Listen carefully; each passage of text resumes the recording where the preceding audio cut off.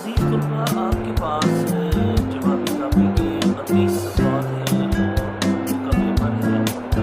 یہ آپ نے بالکل گھبرانا نہیں ہے، اور جیسے میں نے آپ کو پہلے ترتیب بتائی تھی، سب سے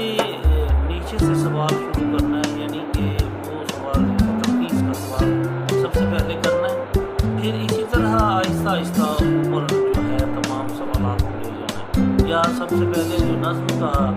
خلاصہ ہے اس کو پہلے نمبر پہ کرنا ہے، اور اس کے بعد پھر جو ہے وہ دوسرے سوالات ہیں وہ حل کرتے جانا ہے۔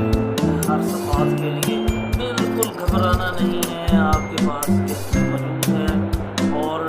وقت کی اور صفحات کی استعمال، اس میں صرف ایک چیز ہے، آپ کی